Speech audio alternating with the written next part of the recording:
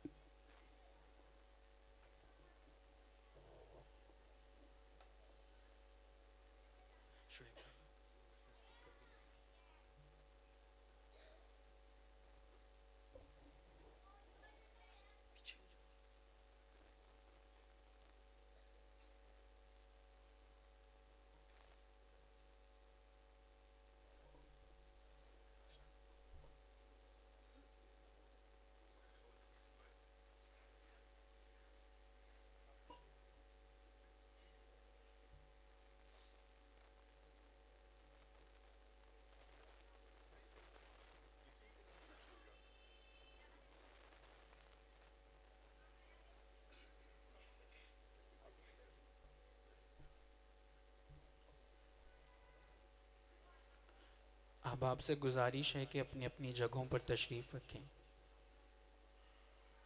ابھی مختصر سے وقت کے لیے دو طلباء آئیں گے، اللہ رب العزت کے پیارے پیارے نام آپ کے سامنے پیش کریں گے، کیونکہ اللہ تعالیٰ کا حکم بھی ہے وَلِلَّهِ الْأَسْمَاءُ الْحُسْنَى فَادْعُوهُ بِهَا۔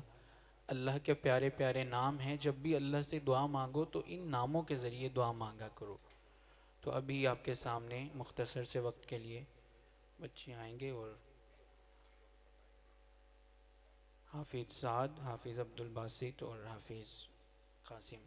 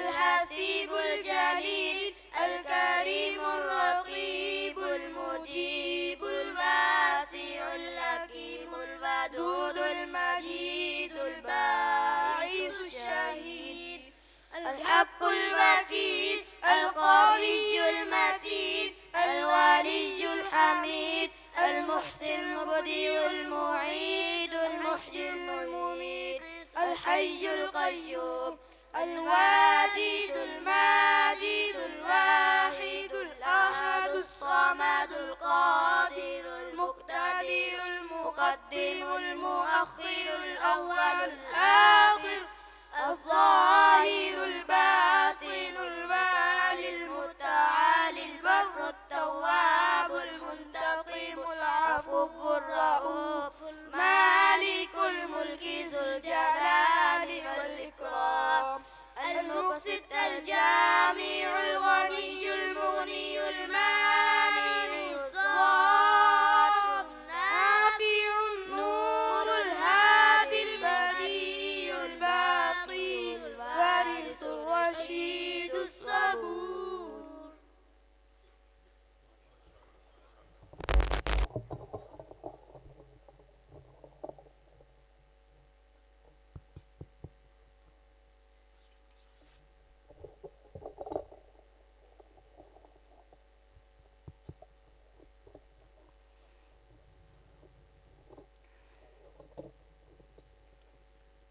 الحمدللہ اس ادارے کی بنیاد کو، اس ادارے کے قیام کو آج 92 سال مکمل ہو چکے ہیں۔ اس ادارے کی بنیاد حضرت مولانا محمد انوری صاحب رحمۃ اللہ علیہ نے 1932 عیسوی میں رائے کوٹ لدھیانہ میں رکھی تھی۔ حضرت مولانا محمد انوری رحمۃ اللہ علیہ نے قیام پاکستان کے بعد اس ادارے کو اس جگہ پر جہاں آپ تشریف فرما ہیں منتقل فرمایا، اور حضرت کے زمانے میں یہاں پر دورہ حدیث تک طلباء کے بھی اسباق ہوا کرتے تھے، اور قریب مسجد انوری میں حضرت کا درس قرآن بھی چلا کرتا تھا۔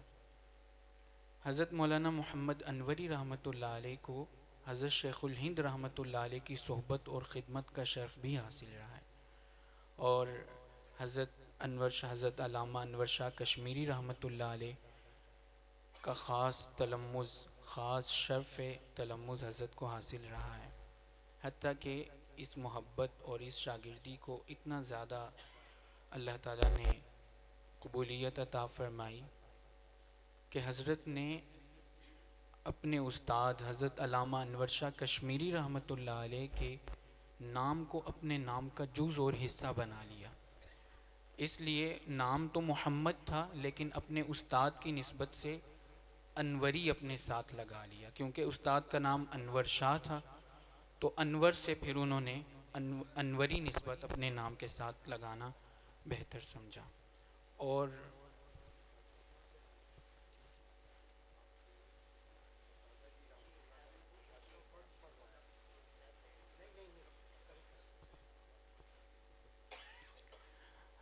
حضرت مولانا محمد انوری رحمۃ اللہ علیہ کے نام کا یہ جو جز تھا انوری، اس کو اللہ تعالیٰ نے اتنا زیادہ قبول فرمایا کہ پھر یہ پورے خاندان کے نام کا جز بن گیا۔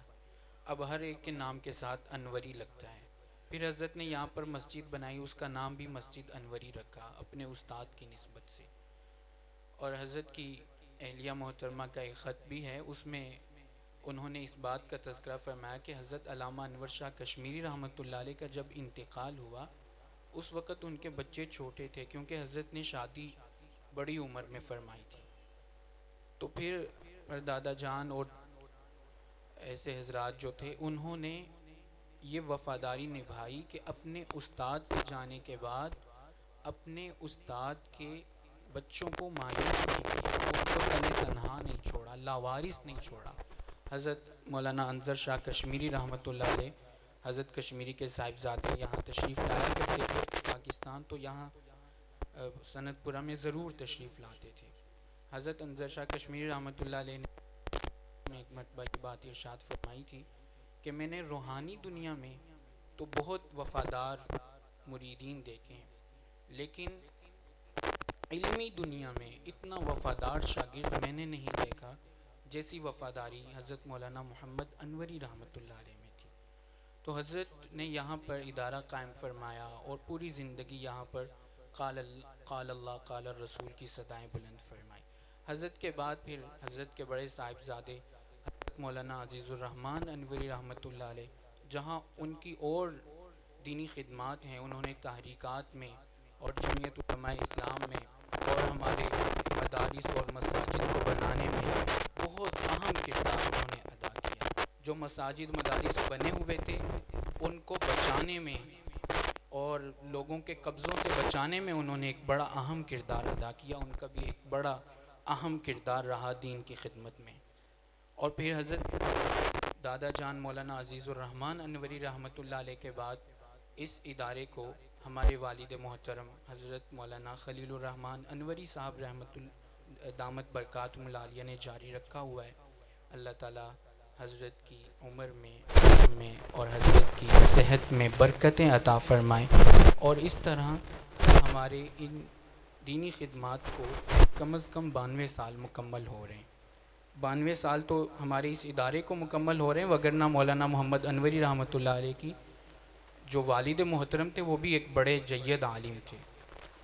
تو بہرحال ہمارے اس ادارے کے اندر مختلف شعبہ جات ہیں، ان شعبہ جات میں بچے ناظرہ بھی پڑھتے ہیں، اور اس کے علاوہ حفظ کا شعبہ ہے، اور طالبات میں حفظ اور ناظرہ کے ساتھ ترجمہ اور تفسیر، اور اس ترجمہ اور تفسیر کے ساتھ ساتھ حضرت یہاں پر ہماری بچیوں میں درس نظامی کا بھی سلسلہ چلتا ہے، اور ہمارے درس نظامی میں بہت سی ایسی طالبات بھی ہیں جو ڈاکٹر بھی ہیں اور عالمہ بھی بن رہی ہیں، یا ڈاکٹر بھی ہیں اور عالمہ یہاں سے بن کر فارغ ہو چکی ہیں۔ اللہ تعالیٰ نے یہ امتیاز بھی ہمارے ادارے کو عطا فرمایا ہے۔ اللہ تعالیٰ سے دعا ہے کہ اللہ تعالیٰ ان سلسلوں کو آباد رکھے، اور اللہ تعالیٰ ہمیں اسی طرح خدمت دین کے لیے قبول فرمائے رکھے۔ حضرت شیخ الحدیث مولانا حبیب اللہ صاحب دامت برکاتہم اساتذہ میں سے بھی ہیں اور ہمارے بزرگوں میں سے بھی ہیں۔ میں اکثر یہ بات سوچا کرتا ہوں کہ حضرت مولانا شیخ الحدیث صاحب مولانا زکریا صاحب رحمۃ اللہ علیہ نے فضائل اعمال میں لکھا ہے کہ جب ہمارا سہارنپور کا جلسہ ہوتا تھا تو ہم اللہ والوں کو بلایا کرتے تھے، اور ان کو بلانے کا مقصد یہ ہوتا تھا کہ یہ اللہ والے ہیں، ان کی زندگیوں کو دیکھ کر ان کے مطابق اپنی زندگیاں بناؤ۔ تو ہم بھی ہر سال کوشش کرتے ہیں کہ اللہ والے آپ کے سامنے آ کر بیٹھیں اور ہم ان کی زندگیوں کو دیکھیں، ان کے ملفوظات کو سنیں، ان کے ارشادات کو سنیں اور اس کو اپنے عمل میں لے کر آئیں۔ حضرت ہر سال شفقت فرماتے ہیں، تشریف لاتے ہیں۔ حضرت ایک ماہر مدرس بھی ہیں اور شیخ وقت بھی ہیں، اور اس کے ساتھ ساتھ حضرت ایک بہترین خطیب بھی ہیں۔ آپ حضرات سے گزارش ہے کہ آپ حضرت کے ملفوظات بیانات کو پوری توجہ اور پوری دل جمی کے ساتھ، پوری اطمینان کے ساتھ بیٹھ کر سماعت فرمائیں۔ اللہ تعالی ہمارے ان حضرات کو ہمارے سروں پر قائم رکھے، صحت عافیت کے ساتھ ان کا سایہ ہمارے سروں پر دراز فرمائے۔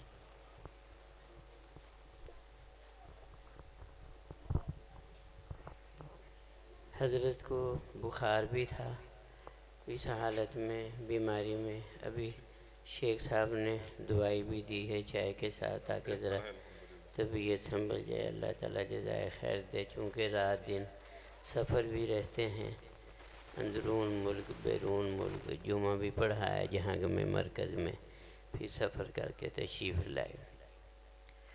یہاں کے جانے کے بعد پھر آگے گلستان کالونی اپنا عزیز فاطمہ ہسپتال کے قریب احمد آباد میں قاری صدیق صاحب رحمۃ اللہ علیہ ان کے حفظ کا مدرسہ ہے، وہاں بھی دستار بندی ہے، وہاں تشریف لے جائیں گے تو اللہ پاک حضرت کی صحت میں عمر میں برکت عطا فرمائے۔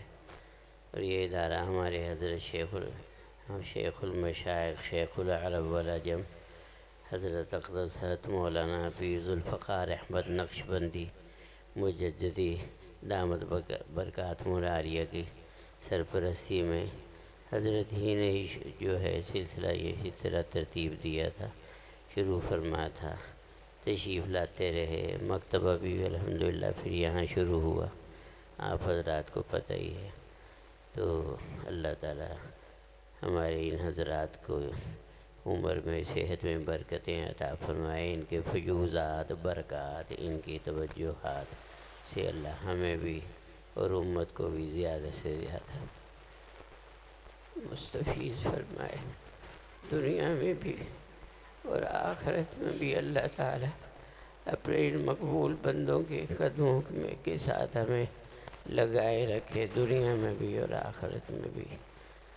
اب انشاءاللہ حضرت اپنی طبیعت صحت کے مطابق کچھ ارشاد فرما کے، ہمارا آپ کو پتہ ہی ہے پروگرام کوئی عام رواجی کوئی نہیں ہوتا، بس حضرت کا یہ ایک بیان ہوتا ہے، اور اپنا آپ حضرات اللہ تعالیٰ جزائے خیر دے انشاءاللہ توجہ کے ساتھ بیٹھیں گے اور اپنا انشاءاللہ تعالیٰ دل کے اندر نور پیدا ہوگا۔ اللہ تعالیٰ آپ حضرات کو سب کو جزائے خیر عطا فرمائے۔ سب حضرات کا بہت بہت یہ عاجز دل و جان سے شکریہ ادا کرتا ہے۔ ہمارے بھائی، میرے بھائی جان، بھائیوں سے بھی بڑھ کے بھائی جان شیخ ظفر الاسلام صاحب دامت برکاتہم العالیہ، وہ تو ہمیشہ ہی ماشاءاللہ جو ہے محبت فرماتے ہیں، اپنا ادارہ سمجھتے ہیں، اور اپنا جو ہے ہر وقت جو ہے وہ اپنا جو ہے دھیان رکھتے ہیں، توجہ رکھتے ہیں، عمر میں برکت ہے۔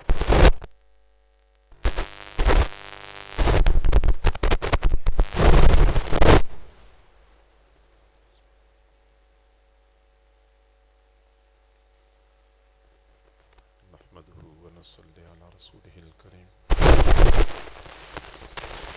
أما بعد فأعوذ بالله من الشيطان الرجيم، بسم الله الرحمن الرحيم، يا أيها الذين آمنوا قوا أنفسكم وأهليكم نارا، صدق الله العظيم، وبلغنا رسوله النبي الكريم، ونحن على ذلك لمن الشاهدين والشاكرين، والحمد لله رب العالمين. اللهم صل على سيدنا محمد وعلى آل سيدنا محمد وبارك وسلم۔ اللہ رب العزت کی دی ہوئی نعمتوں میں سے ایک بہت بڑی نعمت اولاد ہے۔ اولاد آنکھوں کا نور ہے، دل کا سرور ہے، گھر کی رونق ہے، بڑھاپے کا سہارا ہے، قیامت کے دن اپنے والدین کے لیے درجات کی بلندی کا باعث ہے۔ اولاد کی اہمیت اور قدر و قیمت کا اندازہ اس بات سے لگایا جا سکتا ہے کہ حضرات انبیاء کرام جو قرب خداوندی کے اعلیٰ مراتب پر فائز ہوتے تھے، وہ بھی اللہ تعالیٰ سے نیک اولاد کی دعائیں مانگا کرتے تھے۔ اللہ تعالیٰ نے ان دعاؤں کو قرآن مجید میں ذکر فرمایا اور دنیا والوں کو بتا دیا کہ اولاد کی قدر و قیمت کیا ہوتی ہے۔ ایک بات سمجھنی چاہیے کہ اللہ تعالیٰ نے ہمیں جو نعمتیں عطا فرمائی ہیں، قیامت کے دن ایک ایک نعمت کے بارے میں سوال کیا جائے گا۔ اگر میں ایک گلاس پانی پی لیتا ہوں تو مجھ سے قیامت کے دن 2 سوالات ہوں گے کہ پانی کیسے حاصل کیا تھا اور پانی کیسے استعمال کیا تھا۔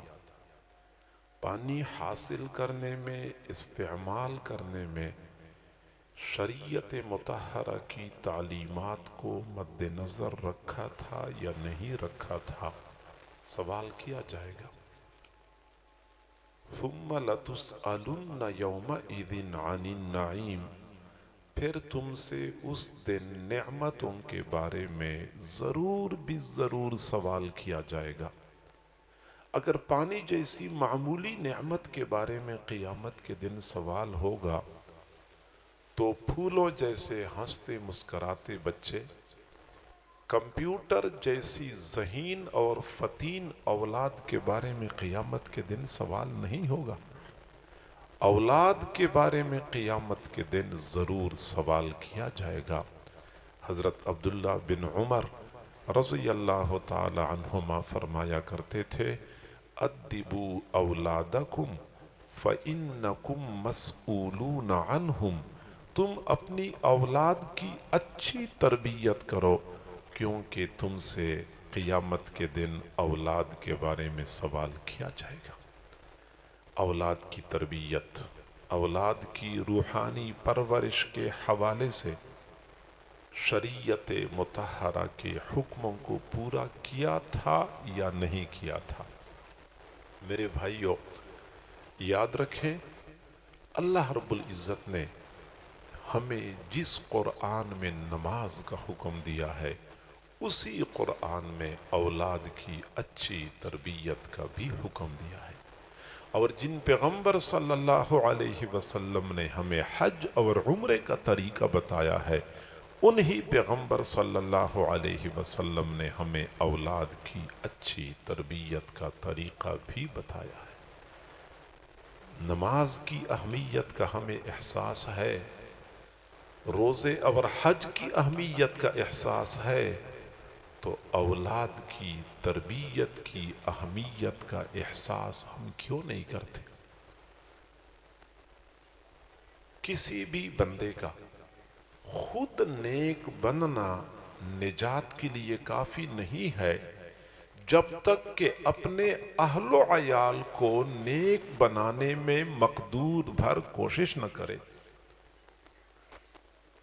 قرآن مجید میں اللہ رب العزت نے ارشاد فرمایا، یا ایہا الذین آمنو، اے ایمان والو، قو انفسکم و اہلیکم نارا، بچاؤ اپنے آپ کو، اپنے اہل و عیال کو آگ سے۔ توجہ سے بات سنیں، قرآن عظیم الشان اللہ کا کلام، حیران ہو جاتا ہے بندہ۔ یہ نہیں فرمایا کہ اپنے اہل و عیال کو برائیوں سے بچاؤ، یہ بھی نہیں فرمایا کہ اہل و عیال کو گناہوں سے بچاؤ، یہ بھی نہیں فرمایا کہ اہل و عیال کو فحاشی بے حیائی یا کفر و الحاد سے بچاؤ، فرمایا اپنے اہل و عیال کو آگ سے بچاؤ۔ آگ سے کس طرح بچاتے ہیں؟ خدا نخواستہ گھر میں آگ لگ جائے، بیٹا کمرے میں سو رہا ہے، باپ ایک مرتبہ آواز دے دے کہ بیٹا آگ لگی ہے اٹھ جاؤ، بیٹا نہ اٹھے، باپ آرام سے نکل جاتا ہے کہ میں نے بیٹے کو آواز دی ہے تو نہیں اٹھتا تو میں کیا کروں؟ کبھی ایسا ہوا ہے؟ خدا نخواستہ آگ لگ جائے، باپ اپنے بیٹے کو بالوں سے پکڑ کے گھسیٹتا ہوا باہر لے جائے گا کہ خدا کے بندے آگ لگی ہوئی ہے، گھر سے نکلتا کیوں نہیں ہے؟ تو جیسے گھر میں آگ لگی ہوتی ہے، اپنے بیٹے کو بندہ بالوں سے پکڑ کے گھسیٹتا ہوا لے کے جاتا ہے، ایسے ہی جہنم کی آگ سے بچانے کا اس سے زیادہ اہتمام کرنا چاہیے۔ تو اللہ تعالیٰ نے فرمایا کہ قو انفسکم و اہلیکم نارا، بچاؤ اپنے آپ کو، اپنے اہل و عیال کو آگ سے۔ اور یہ بھی ہمارے معاشرے کا ایک عجیب المیہ ہے کہ والدین اپنی اولاد کی تربیت میں کمی کوتاہی کا مظاہرہ کرتے ہیں، جیسے تربیت کرنی چاہیے نہیں کرتے۔ نتیجہ یہ نکلتا ہے کہ بچہ بگڑ جاتا ہے، راہ راست سے ہٹ جاتا ہے۔ اب مزے کی بات یہ ہے کہ والدین نے غفلت کا مظاہرہ کیا، بچہ بگڑ گیا، بعد میں والدین کہتے ہیں کہ ہمارا بیٹا تو بڑا اچھا تھا، بس ماحول نے خراب کر دیا، ہمارا بیٹا تو بڑا نیک تھا، دوستوں نے خراب کر دیا۔ یعنی الزام ماحول پہ لگایا جاتا ہے، الزام دوستوں پہ لگایا جاتا ہے، اور والدین یہ کہہ کے اپنے آپ کو بری ذمہ کر دیتے ہیں کہ یہ تو ماحول نے خراب کیا ہے، دوستوں نے خراب کیا ہے۔ آئیے ہم پوچھتے ہیں اپنے محبوب صلی اللہ علیہ وسلم سے کہ جب بچہ بگڑتا ہے تو اس کی بگاڑ کا ذمہ دار کون ہوتا ہے؟ میرے محبوب صلی اللہ علیہ وسلم نے فرمایا، کل مولود یولد علی الفطرہ، ہر بچہ دین اسلام کا مزاج لے کے دنیا میں آتا ہے۔ بچہ فطری طور پہ، طبعی طور پہ دین کو پسند کرتا ہے، اس کا مزاج دین والا ہوتا ہے۔ ہم دیکھتے ہیں چھوٹے چھوٹے بچے اپنی والدہ کو نماز پڑھتے ہوئے دیکھتے ہیں تو وہ بھی مصلی پہ کھڑے ہو کر نماز پڑھنے کی کوشش کرتے ہیں۔ چھوٹا بچہ کسی کو گھر میں قرآن کی تلاوت کرتے ہوئے دیکھ لے، وہ بھی کہتے ہیں مجھے قرآن دے دو، میں نے بھی تلاوت کرنی ہے۔ آخر بچے کو کس نے بتایا ہے کہ بچہ نماز پڑھا کرو، نماز ضروری ہے؟ کسی نے بھی نہیں بتایا۔ بچے کی فطرت میں دین کی محبت ڈال دی گئی ہے۔ بچے کو کس نے سمجھایا ہے کہ قرآن پاک کی تلاوت کرو، ایک حرف پڑھنے پر 10 نیکیاں ملتی ہیں؟ کسی نے نہیں بتایا۔ بچے کی خمیر میں دین کی محبت ڈال دی گئی ہے۔ بچہ چھوٹا ہوتا ہے، دین سے محبت کرتا ہے، لیکن جو بڑا ہوتا جاتا ہے دین سے دور ہوتا جاتا ہے. آپ حضرات نے دیکھا ہوگا اپنے گھروں میں بچہ جتنا چھوٹا ہوتا ہے اتنا ہی دین کی محبت زیادہ ہوتی ہے. جو بڑا ہوتا جاتا ہے دین سے دور ہوتا جاتا ہے. ایک وقت وہ بھی آ جاتا ہے کہ وہ بچہ جب بچپن میں ماں اس کو مصلے پہ کھڑا نہیں ہونے دیتی تھی کہ مصلہ کو ناپاک کر دے گا تو بچہ روتا تھا کہ میں نے نماز پڑھنی ہے. آج اسی بچے کو زبردستی مصلے پہ کھڑا کر دیں پیچھے کو بھاگ جاتا ہے, نہیں پڑھتا. بچے کو ماں قرآن پاک نہیں دیتی تھی کہ قرآن کی بے حرمتی کر دے گا تو یہ روتا تھا کہ مجھے قرآن دے دو. آج اسی بچے کو قرآن پڑھنے کے لیے بیٹھائیں, زبردستی بیٹھائیں, وہ بچہ پیچھے کو بھاگ جاتا ہے, نہیں پڑھتا. آخر یہ تبدیلی کیوں آئی ہے؟ یہ بگاڑ کیوں پیدا ہو چکا ہے؟ کس نے جواب دینا ہے؟ کس سے پوچھا جائے گا؟ یہ مائک مجھے صحیح حالت میں ملا ہے, میں اس کو مروڑتا ہوں اور موڑتا ہوں اور خراب کر دیتا ہوں, آخر مجھ سے پوچھا جائے گا کہ میں نے تو مائک آپ کو ٹھیک دیا تھا, کیوں خراب ہو گیا ہے؟ اللہ نے اگر ہمیں بچے اچھے دیے تھے پھر بچہ کیوں بگڑ گیا؟ بگاڑ کا ذمہ دار کون ہے؟ قیامت کے دن کس سے پوچھا جائے گا؟ ماحول ذمہ دار ہے, بچے کے دوست احباب ذمہ دار ہیں. میرے محبوب نے فرمایا کل مولود یولد علی الفطرہ, ہر پیدا ہونے والا بچہ دین اسلام کا مزاج لے کے دنیا میں آتا ہے. فَأَبَوَاهُ يُحَوِّدَانِهِ, والدین اس کو یہودی بنا دیتے ہیں, او یُنَصِّرَانِهِ, والدین اس کو نصرانی بنا دیتے ہیں, او یُمَجِّسَانِهِ, والدین اس کو مجوسی بنا دیتے ہیں. حضور صلی اللہ علیہ وسلم نے بچے کی بگاڑ کا ذمہ دار والدین کو ٹھہرایا ہے. والدین اس کو یہودی بنا دیتے ہیں, والدین اس کو نصرانی بنا دیتے ہیں. گویا کہ والدین کو پکڑا جائے گا, والدین سے پوچھا جائے گا. اور اگر ہم کہیں کہ نہیں ہم نے تو بچے کو نہیں بگاڑا, ہم نے تو بچے کو غلط راستے پہ نہیں چلایا, تو میرے بھائیو ہم تو آرام سے کہہ دیتے ہیں کہ بچے کو ماحول نے بگاڑا ہے. شریعت کہتی ہے کہ ماحول سے بچانا بھی تو آپ کی ذمہ داری تھی, کیوں نہیں بچایا؟ غلط دوستوں سے بچانا بھی تو آپ کی ذمہ داری تھی, کیوں نہیں بچایا؟ ہر حال میں قیامت کے دن والدین کو پکڑا جائے گا. والدین کو چاہیے کہ اولاد کی تربیت کے حوالے سے اپنی ذمہ داریوں کو سمجھیں.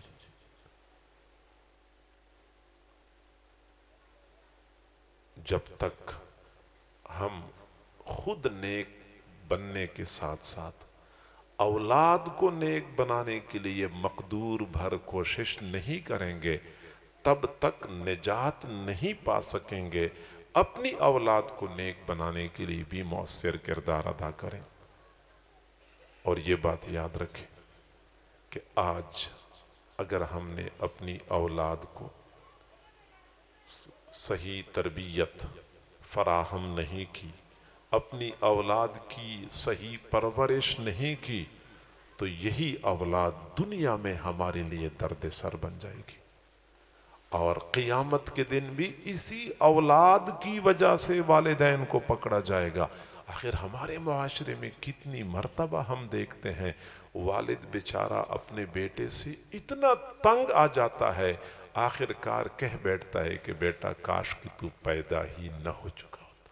اتنا باپ بیچارہ تنگ آ جاتا ہے, کاش کہ تو پیدا ہی نہ ہو چکا ہوتا, کاش کہ وہ والد اپنے بیٹے کی صحیح تربیت کر لیتا تو پھر یہ کہنے کی نوبت نہ آتی. مجھے کسی نے بتایا کہ باپ سے پوچھا گیا کہ آپ کے کتنے بیٹے ہیں؟ اس نے کہا میرے 4 بیٹے ہیں. اچھا 4 بیٹے کیا کرتے ہیں؟ جواب دیا کہ چاروں دماغ کے ڈاکٹر ہیں. اب اس آدمی کی آنکھیں کھل گئی کہ 4 بیٹے اور چاروں دماغ کے ڈاکٹر. کہنے لگے اچھا پھر آپ کے بیٹے کہاں کہاں ڈیوٹی سر انجام دیتے ہیں؟ اس نے کہا چاروں فارغ ہیں. 4 بیٹے, چاروں دماغ کے ڈاکٹر اور چاروں فارغ, مجھے بات سمجھ نہیں آئی. تو اس نے کہا میرے 4 بیٹے ہیں اور چاروں مجھے کہتے ہیں کہ تمہارا دماغ خراب ہے، اور چاروں مجھے کہتے ہیں کہ ہم تمہارا دماغ ٹھیک کر دیں گے۔ تو جو مجھے کہتے ہیں کہ تمہارا دماغ خراب ہے اور ہم تمہارا دماغ ٹھیک کر دیں گے، تو اس کا معنی یہ ہے نا کہ وہ دماغ کے ڈاکٹر ہیں۔ جب ہمارے بچوں کا دماغ خراب ہو جائے اور وہ ہمیں کہیں کہ تمہارا دماغ خراب ہے، اس سے پہلے اپنے بچوں کا دماغ خراب ہونے سے بچائیں۔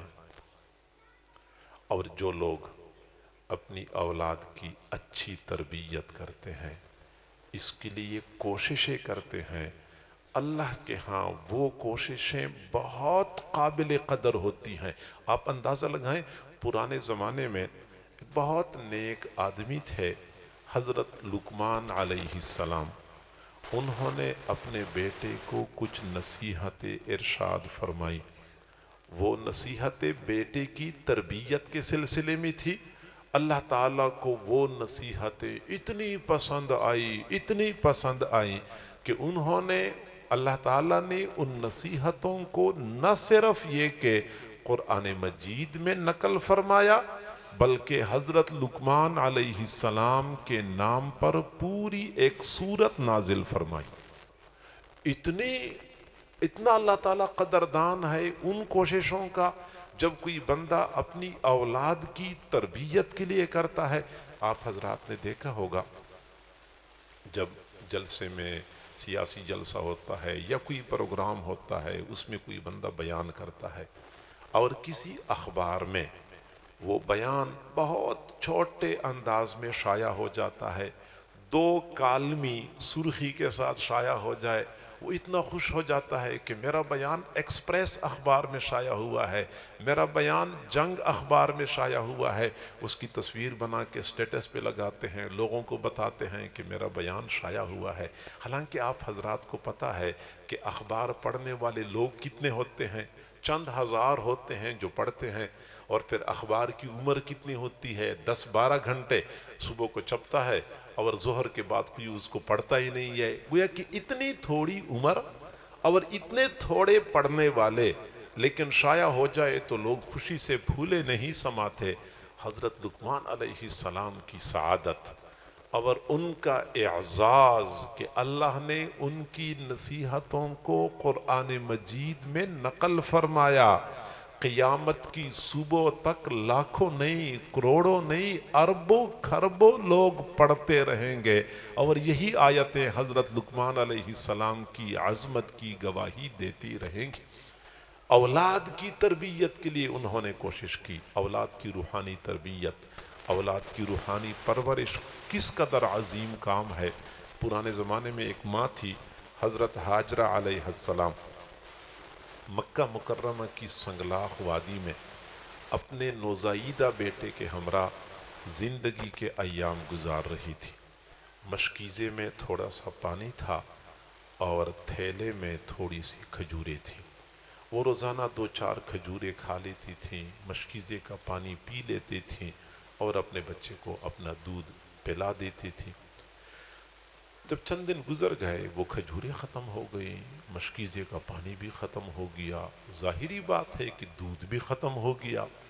اب جب بچے کو دودھ نہیں ملا تو اس نے پیاس اور بھوک سے تڑپنا شروع کر دیا، بے قراری کا اظہار کرنا شروع کر دیا۔ ماں سے اپنے بچے کی بے قراری دیکھی نہیں گئی، بھاگتی ہوئی گئی۔ قریب صفا نامی پہاڑی تھی، پہاڑی پہ چڑھ گئی، دائیں بائیں پانی دیکھا، پانی نظر نہیں آیا۔ پھر گئی بھاگتی ہوئی مروہ پہاڑی پہ چڑھ گئی، پانی دیکھا، پانی نظر نہیں آیا۔ پھر پلٹ کے آئی، صفا پہاڑی پہ چڑھ گئی، پانی دیکھا، پانی نظر نہیں آیا۔ اپنے بچے کے لیے پانی تلاش کرتے ہوئے اس ماں نے صفا مروہ کے درمیان 7 مرتبہ دوڑ لگائی۔ اللہ تعالیٰ کو اس ماں کا بھاگنا دوڑنا اتنا پسند آیا کہ قیامت تک آنے والی انسانیت کے لیے اس بھاگ دوڑ کو حج اور عمرے کا حصہ بنا دیا۔ تمہارا حج اس وقت تک مکمل نہیں ہوگا جب تک تم اس ماں کی طرح دوڑ نہ لگاؤ، جو اپنے بچے کے لیے پانی تلاش کر رہی تھی، تمہارا عمرہ اس وقت تک قبول نہیں ہوگا جب تک تم اس ماں کی طرح ماں کی یاد تازہ نہ کرو جو اپنے بچے کے لیے پانی تلاش کرتے ہوئے دوڑ لگا چکی تھی۔ ماں کے قدم صفا پہاڑی پہ لگے، اللہ نے صفا پہاڑی کو شعائر اللہ میں شامل کر دیا۔ ماں کے قدم مروہ پہاڑی پہ لگے، اللہ نے مروہ پہاڑی کو شعائر اللہ میں شامل کر دیا۔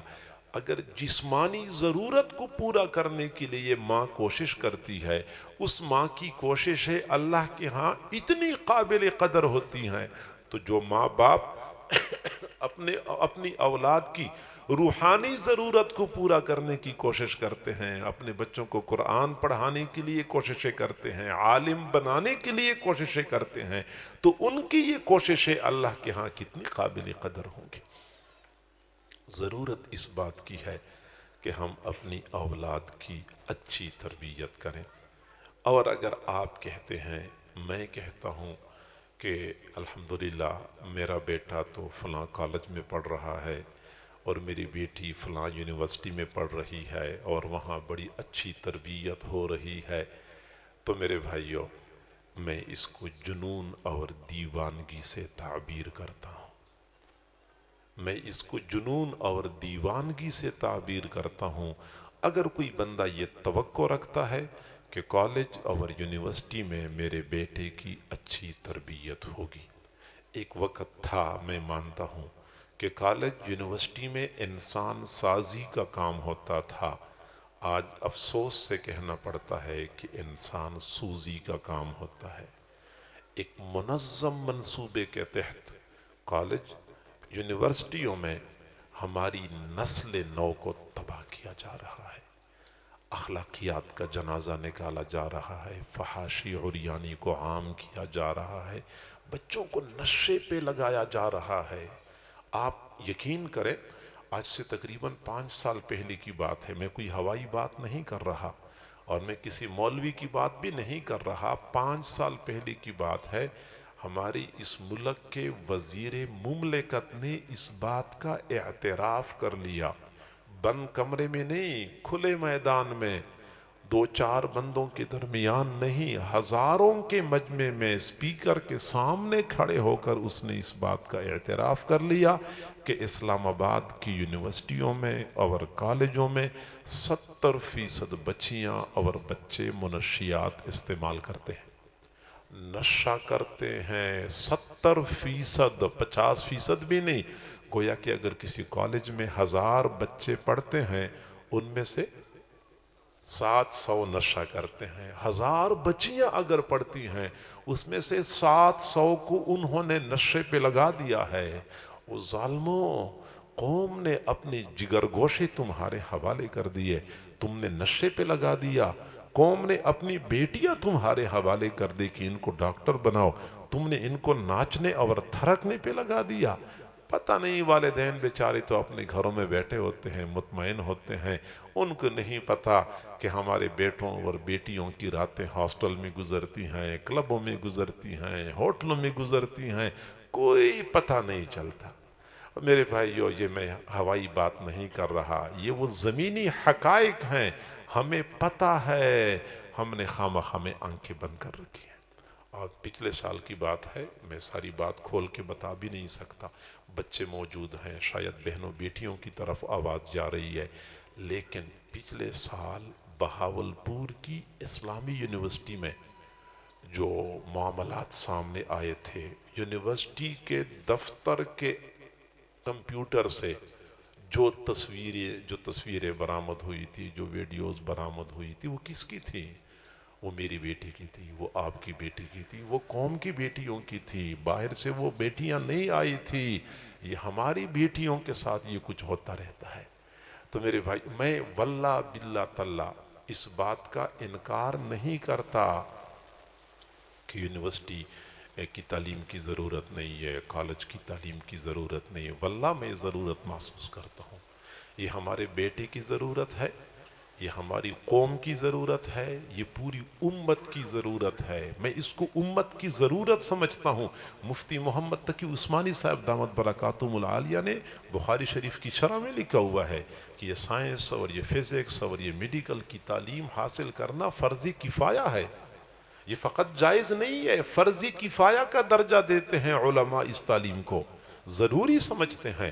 لیکن میرے بھائی، اگر میری بیٹی ڈاکٹر بنتی ہے اور اس کے بدلے میں اس کی عزت اور عصمت کا سودا ہوتا ہے تو یہ سودا ہمیں قبول نہیں ہے۔ میرا بیٹا سائنسدان بنتا ہے اور اس کے بدلے میں اس کا ایمان سلب ہوتا ہے تو یہ سودا ہمیں منظور نہیں ہے۔ اور میرے بھائیوں، آپ میں سے کئیوں کو پتہ ہوگا، کئیوں کو پتہ نہیں ہوگا، لیکن یونیورسٹیوں میں ہمارے بچوں اور بچیوں کے لیے ایمان بچانا مشکل ہو چکا ہے۔ باہر کی دنیا کے پڑھے ہوئے لوگ آتے ہیں، یورپ کے پڑھے ہوئے، امریکہ، برطانیہ، کینیڈا کے پڑھے ہوئے پروفیسروں کو لایا جاتا ہے اور وہاں سے وہ الحاد اور لادینیت کے جراثیم لاتے ہیں، ہمارے بچوں اور بچیوں کے دل و دماغ میں بہت خوبصورتی کے ساتھ انجیکٹ کرتے ہیں، منتقل کرتے ہیں۔ چنانچہ وہ یہ نہیں کہتے کہ اللہ نہیں ہے، نہیں، یہ کبھی نہیں کہیں گے۔ پروفیسر کی اتنی جرت نہیں ہے کہ وہ پاکستان میں کھڑا ہو جائے اور یونیورسٹی میں لڑکوں سے کہے کہ اللہ نہیں ہے، نہیں، وہ یہ کہیں گے کہ ٹھیک ہے، ہمارا عقیدہ ہے کہ اللہ ہے، لیکن اس کے بارے میں ابھی تک کوئی دلیل موجود نہیں ہے۔ کیا معنی؟ ابھی تک یہ بات ثابت نہیں ہو چکی ہے۔ جب ثابت نہیں ہو چکی ہے تو کیا معنی کہ یہ کوئی پکی بات نہیں ہے، اتنی سی بات کہہ دیتے ہیں۔ آگے تو پھر نوجوانوں کے دماغ میں خود یہ جراثیم پھلتے ہیں، پھولتے ہیں، اور یہ پھر بعد میں خود بخود اندر تحریک چل رہی ہوتی ہے، دل و دماغ میں شکوک و شبہات پیدا ہو جاتے ہیں۔ حضرات علماء کرام موجود ہیں، اللہ کے وجود کے بارے میں، قرآن کی حقانیت کے بارے میں، حضور صلی اللہ علیہ وسلم کے رسالت کے بارے میں ایک بال کے برابر، 100 میں سے 1% نہیں، 1000 میں سے 1 نہیں، 1,00,000 میں سے بھی اگر 1 پوائنٹ دل و دماغ میں کوئی شک پیدا ہو گیا تو ایمان گیا۔ اگر آج ہمارا نوجوان اللہ کی وجود کا انکار نہیں کرتا لیکن وہ 100% مطمئن بھی نہیں ہے، رسول اللہ صلی اللہ علیہ وسلم کی صفات کا انکار اگرچہ نہیں کرتا لیکن وہ 100% مطمئن بھی نہیں ہے، اور جب مکمل اطمینان نہ ہو، ایک بال کے برابر بھی کوئی شک موجود ہو تو ایمان نہیں ہے، ایمان گیا ہوا ہے۔ میں معذرت کے ساتھ عرض کرتا ہوں، کئی یونیورسٹیوں میں پڑھنے والے ہمارے کئی بچے، ان بیچاروں کو خود بھی پتہ نہیں ہے اور ان کا ایمان گیا ہے، ان کو پتہ بھی نہیں ہے کہ ان کا ایمان تو ختم ہو چکا ہے۔ تو ان حالات میں اپنی اولاد کا ایمان بچانے کی کوشش کریں۔ اور یہ بھی انتہائی افسوس کی بات ہے کہ والدین کو اس بات کی فکر نہیں ہے کہ میرا بیٹا دین کے اعتبار سے کدھر جا رہا ہے، بس یہ ان کو فکر ہے کہ ڈاکٹر بنا نہیں بنا، انجینئر بنا نہیں بنا، کمپیوٹر کی تعلیم کتنی حاصل۔ ہمارے حضرت جی دامت برکاتہم العالیہ نے فرمایا کہ ایک بندہ مجھے ملا اور وہ اپنے بیٹوں کا تذکرہ کر رہا تھا۔ میرے 3 بیٹے ہیں حضرت، میں کیا بتاؤں، تینوں کے تینوں اتنے قابل ہیں، اتنے صلاحیت والے ہیں اور باروزگار ہیں اور بڑے بڑے پوسٹوں پہ کام کر رہے ہیں۔ بڑے والا تو بہت اچھا ہے، اور لیکن جو دوسرے نمبر والا ہے نا حضرت، میں کیا بتاؤں، اپنی کمپنی میں جنرل مینیجر ہے اور اتنے لاکھ روپے اس کی تنخواہ ہے اور اتنے 100 لوگ اس کے ماتحت کام کر رہے ہیں۔ کمپنی والوں نے اس کو مکان دیا ہوا ہے تو کار دی ہوئی ہے، تو بیٹے نے میرے لیے الگ مکان بنا لیا تو مجھے الگ کار لے کے دی ہے۔ میرا بیٹا حضرت، میں کیا بتاؤں، کیا کہنے، اور پھر آخر میں کہہ دیا کہ بس حضرت تھوڑا سا زیادہ لکھ پڑ گیا نا، اس لیے تھوڑا سا بے دین ہو گیا۔ تعریفی کی، آخر میں کہا بس تھوڑا سا بے دین ہو گیا۔ میں نے کہا کیا کہتے ہو؟ اس نے کہا بس حضرت چونکہ زیادہ سائنس لکھ پڑ گیا نا، باہر کی دنیا میں گیا ہوا تھا، اب واپس آ گیا ہے، کبھی کبھار یہ کہہ دیتا ہے کہ یہ جو ہم کہتے ہیں کہ اللہ موجود ہے، یہ ویسی بات ہے، اللہ موجود نہیں ہے، نعوذ باللہ۔ یہ باپ کہتا ہے کہ میرا بیٹا تھوڑا سا بے دین ہو گیا ہے۔ آپ اندازہ لگائیں یہ دین اور ایمان کی ہمارے ہاں حیثیت کیا ہے.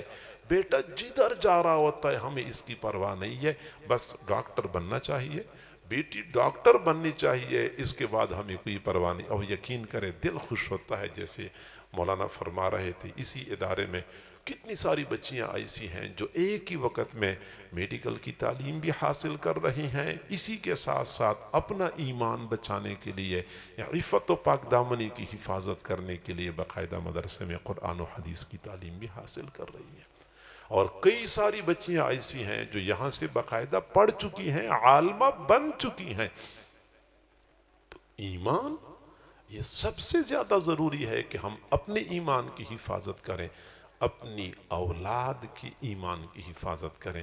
تو میرے بھائیوں ہمارا فرض بنتا ہے، اور میں آپ کو آسان ٹیکنیک بتاتا ہوں کہ جیسے آج سے ہزاروں سال پہلے چند نوجوانوں نے اپنا ایمان بچانے کے لیے ایک غار میں پناہ لی تھی اور اپنا ایمان بچانے میں کامیاب ہو گئے تھے، جن کو اصحاب کہف کے نام سے یاد کیا گیا ہے قرآن مجید میں. آج بھی اگر ہم چاہتے ہیں کہ ہماری اولاد کا ایمان محفوظ ہو تو ضروری ہے کہ ہم ان کو مدرسے کی چار دیواری میں تحفظ فراہم کریں. باہر کا ماحول آپ کو ہم سے زیادہ بہتر معلوم ہے. بچوں کو حافظ بنائیں، بچیوں کو حافظہ بنائیں، عالمہ بنائیں، دین کا خادمہ بنائیں.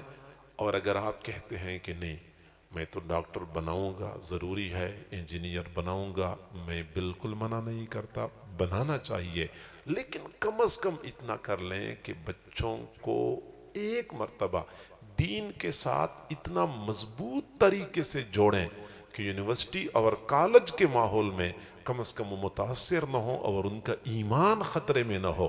ہر کہنے والے کے کہنے سے ان کے دل و دماغ میں دین کے بارے میں شکوک و شبہات پیدا نہ ہو. کم از کم بچوں کو حافظ بنائیں. سینے میں قرآن ہوگا تو یہ قرآن انشاءاللہ ان کو بھٹکنے نہیں دے گا، راہ راست سے ہٹنے نہیں دے گا. کم از کم ان کو حافظ بنائیں.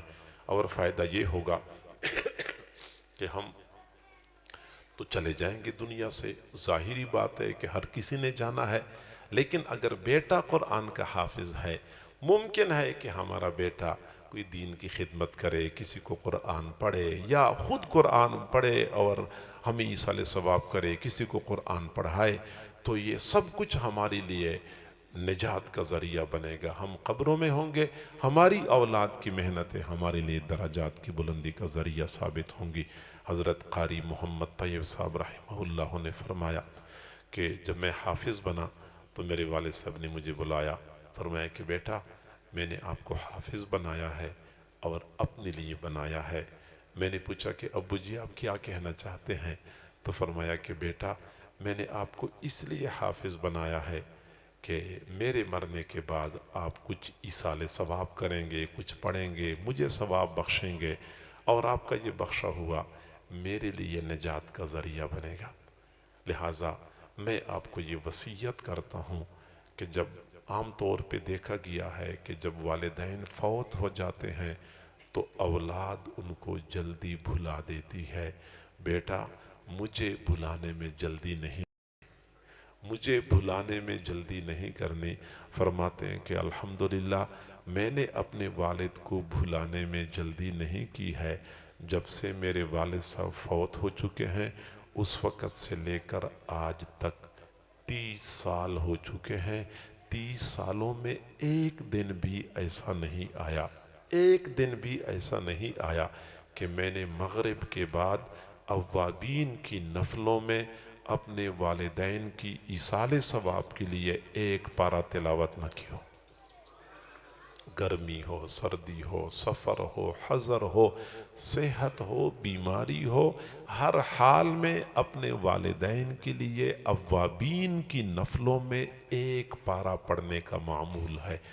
میں نے جب حساب لگایا میں نے کہا قاری محمد طیب صاحب رحمۃ اللہ علیہ نے اپنے والدین کے لیے صرف اوابین کی نفلوں میں 365 مرتبہ قرآن پاک ختم کیا تھا. صرف اوابین کی نفلوں میں اس کے علاوہ جو وہ ایصال ثواب کرتے ہوں گے، اور قاری صاحب کی اپنی خدمات، سبحان اللہ، وہ والدین کے لیے صدقہ جاریہ، یہ کتنی بڑی سعادت کی بات ہے۔ تو ہمیں چاہیے کہ ہم بیٹوں کو ڈاکٹر بنائیں، بیٹیوں کو ڈاکٹر بنائیں، لیکن کم از کم دین کے ساتھ جوڑیں۔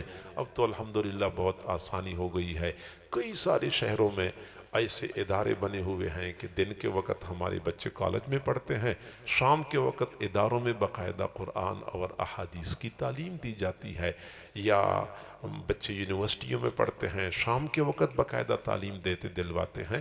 تو اس طریقے سے ہمارے بچوں کی یونیورسٹی کی تعلیم بھی جاری رہے گی اور ان کا ایمان بھی محفوظ رہے گا، اور ورنہ پھر یہی اولاد قیامت کے دن ہمارے لیے پکڑ اور مواخذے کا ذریعہ بنے گی۔ آج ساتھیوں سے بات کریں تو وہ کہتے ہیں حافظ بنانے کا کیا فائدہ، بچے کو حافظ بنانے کا کیا فائدہ۔ ٹھیک ہے، میں مانتا ہوں اس دنیا میں اس کا کوئی فائدہ ہمیں نظر نہیں آتا، لیکن ہم مسلمان ہیں، ہمارا یہ عقیدہ ہے کہ جب یہ آنکھیں بند ہو جائیں گی تو ایک اور جہان نظر آئے گا، پھر اس جہان میں پتہ چلے گا کہ بیٹے کو حافظ بنانے کا کیا فائدہ نکلا۔ مکہ مکرمہ میں جنت المعلی قبرستان میں ایک بزرگ دوپہر کے وقت درخت کے نیچے لیٹے ہوئے تھے۔ وہ فرماتے ہیں کہ مجھے نیند آ گئی تو میں نے ایک عجیب خواب دیکھا کہ قبرستان کے مردے قبروں سے نکلے ہوئے ہیں، ایسی ایک ٹولی کے شکل میں بیٹھے ہوئے ہیں۔ میں بھی وہاں پہ جا کے کھڑا ہو گیا تو میں نے کیا دیکھا کہ ایک اور بندہ آیا، اس نے قریب کھڑے ہو کر اعلان کر دیا کہ او لوگو اپنا اپنا حصہ وصول کر لو۔ سارے لوگ ایک طرف کو بھاگ پڑے، ایک بندہ وہی بیٹھا رہا۔ میں وہاں جا کے قریب کھڑا ہو گیا تو میں نے اس سے پوچھا کہ یہ لوگ کہاں چلے گئے؟ تو اس نے کہا یہ قبرستان کے مردے ہیں، اور وہ جو اعلان کرنے والا آیا تھا وہ اللہ کی طرف سے بھیجا گیا فرشتہ تھا۔ قبرستان میں کوئی بندہ آتا ہے، وہ سورۃ اخلاص پڑھ لیتا ہے، سورۃ فاتحہ پڑھ لیتا ہے، اور ثواب قبرستان کے مردوں کو بخشتا ہے۔ پھر وہ فرشتہ آ کے اعلان کرتا ہے کہ وہ لوگوں اس ثواب میں سے اپنا اپنا حصہ وصول کر لو۔ تو لوگ اپنا حصہ وصول کرنے کے لیے بھاگ پڑتے ہیں۔ تو میں نے پوچھا کہ آپ تو نہیں گئے؟ اس نے کہا مجھے ضرورت ہی نہیں ہے۔ میں نے کہا آپ کو ثواب کی ضرورت نہیں ہے؟ اس نے کہا مجھے ثواب کی ضرورت نہیں ہے۔ میں نے کہا عجیب بندے ہو، ثواب کی ضرورت کیوں نہیں ہے؟ تو اس نے جواب دیا کہ مجھے اس لیے ثواب کی ضرورت نہیں کہ میرا ایک بیٹا حافظ قرآن ہے، میرا وہ بیٹا پورا دن اپنے شاگردوں کو قرآن پڑھاتا ہے، شاگرد پورے دن میں جتنا قرآن پڑھ لیتے ہیں سارا ثواب میرے بیٹے کے کھاتے میں لکھ دیا جاتا ہے، اور میرے بیٹے کا سارا ثواب میرے کھاتے میں لکھ دیا جاتا ہے۔ مجھے روزانہ تھوک کے حساب سے اتنا ثواب ملتا ہے کہ پرچون کے ثواب کے لیے بھاگنے کی ضرورت ہی محسوس نہیں کرتا۔ کتنے خوش قسمت ہوتے ہیں وہ والدین جو قبروں میں آرام سے پڑے ہوتے ہیں، اور ان کی اولادیں زمین کی اوپر کی سطح پہ دین کا کام کر رہی ہوتی ہیں، والدین کو تسلسل کے ساتھ ثواب پہنچ رہا ہوتا ہے۔ اور یہی اولاد قیامت کے دن بھی نجات کا ذریعہ بنے گی۔ سورج ایک نیزے کے برابر آ چکا ہوگا، زمین پیتل کی بنی ہوئی ہوگی، آگ کے انگارے کی طرح سرخ ہوگی، اوپر سے آگ برس رہی ہوگی، نیچے زمین آگ کا انگارہ بن چکی ہوگی۔ پورے حشر کے میدان میں عرش کے سائے کے علاوہ ایک بالشت کے برابر بھی سایہ نہیں ہوگا۔ میں نے بھی کھڑا ہونا ہے، آپ حضرات نے بھی کھڑا ہونا ہے، لیکن اس دوران کچھ ایسے سعادت مند نوجوان ہوں گے جب ان کو کہا جائے گا کہ تم جنت میں چلے جاؤ، وہ کہیں گے اکیلے؟ ہم نے اکیلے تو جنت میں نہیں جانا، ہمارے ساتھ وعدہ کیا گیا تھا کہ 10 بندوں کو اپنے ساتھ لے کے جاؤ گے، وہ وعدہ پورا کر دیا جائے۔ چنانچہ ان کو کہا جائے گا کہ جاؤ حشر کے میدان میں جن کو تم چاہو 10 بندوں کو اپنے ساتھ لے جاؤ۔ اس وقت یہ بچے ہوں گے یہ ادھر ادھر بھاگ رہے ہوں گے، پتہ نہیں میرے ابو کہاں ہوں گے، پتہ نہیں میری امی کہاں ہوں گی۔ میں تصور کرتا ہوں، سوچتا ہوں کہ میں نے بھی تو وہاں پہ کھڑا ہونا ہے، میرا بیٹا مجھے تلاش کرتے ہوئے ادھر ادھر بھاگ رہا ہے، دور سے مجھے دیکھتا ہے اور دیکھتے ہی آواز لگاتا ہے کہ ابو جی پریشان نہ ہونا، میں پہنچ گیا ہوں، میں پہنچ گیا ہوں۔ ابو جی کا لفظ جب بیٹا بولتا ہے، دنیا میں بھی آپ اپنے بیٹے کو بلائیں کہ عبداللہ، عبداللہ دوسرے کمرے میں ہوتا ہے اور بھاگتا ہوا آتا ہے، جی ابو جی، ابو جی کا لفظ بولتا ہے، بندے کی آنکھیں ٹھنڈی ہو جاتی ہیں، بندے کا دل ٹھنڈا ہو جاتا ہے۔ قیامت کے دن یہی عبداللہ پکارے، ابو جی میں پہنچ گیا ہوں بس، اور مجھے ہاتھ سے پکڑ کے جنت میں نہر کے کنارے عالیشان محل کے ٹھنڈے سائے میں لے جائے۔ اس دن پتہ چلے گا کہ اپنے بیٹے کو حافظ بنانے کا کیا فائدہ نکلا۔ اور میرے بھائیوں، قیامت کے دن کتنے ایسے بدقسمت نوجوان ہوں گے جب ان کو کہا جائے گا کہ جہنم میں چلے جاؤ، وہ کہیں گے اکیلے؟ ہم نے اکیلے تو جہنم میں نہیں جانا، ہم تباہ ہو چکے ہیں، ہم برباد ہو چکے ہیں، لیکن ہماری تباہی و بربادی میں کسی اور کا ہاتھ تھا۔ ہمیں تو نہیں پتا تھا کہ ادھر جانا ہے یا ادھر جانا ہے، ہمیں ہمارے بڑوں نے جس راستے پہ چلایا اسی راستے پہ چلتے رہے۔ انا اطعنا سادتنا وکبراءنا فاضلونا السبیلا، ہم نے اپنے بڑوں کی بات مان لی تھی، ہمارے بڑوں نے ہمیں سیدھے راستے سے گمراہ کر دیا تھا۔ ربنا آتِہم ضعفین من العذاب، اے اللہ ہمارے بڑوں کو ہم سے دگنا عذاب عطا کر دے، وَلْعَنْهُمْ لَعْنًا كَبِيرًا، ان پر زبردست لعنت مسلط کر دے۔ پھر یہی بیٹے ہوں گے قیامت کے دن اللہ سے کہیں گے، اے اللہ ہمیں تو نہیں پتا تھا ادھر جانا ہے یا ادھر جانا ہے، ابو نے جس راستے پہ چلایا میں چلتا رہا، چچا نے جس راستے پہ چلایا میں چلتا رہا، ہمارے بڑوں نے ہمیں سیدھے راستے سے گمراہ کر دیا تھا۔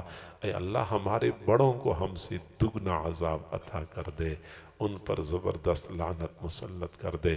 مرضی ہماری اپنی ہے، ہم اپنے بچوں کو ایسا بنائیں کہ قیامت کے دن ہاتھ سے پکڑ کے ادب اور احترام کے ساتھ جنت کے عالیشان محلات میں لے جائیں، اور یا پھر گریبان سے پکڑ کے اپنے ساتھ گھسیٹتا ہوا جہنم میں لے جائیں۔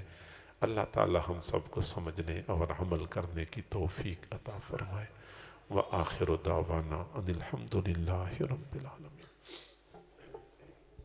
ہوا ہے، اور وہاں پر سیرت النبی کے حوالے سے ہر ہفتے 1 گھنٹے کا لیکچر ہوتا ہے، 1 گھنٹے کا سبق ہوتا ہے۔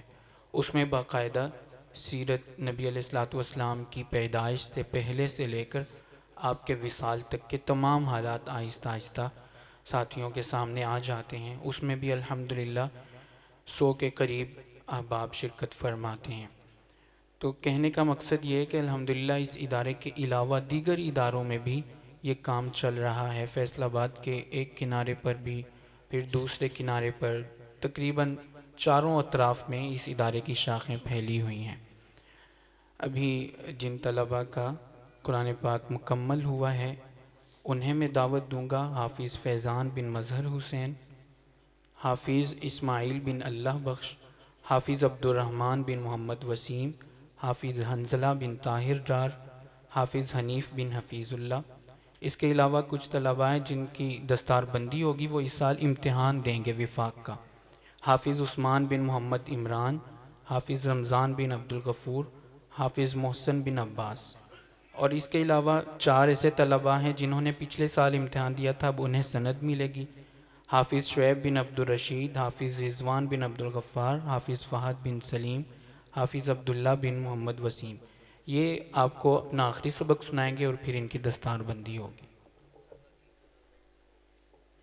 اکٹھے انشاءاللہ سنائیں گے، سب اکٹھے پڑھیں گے آپ کے سامنے انشاءاللہ۔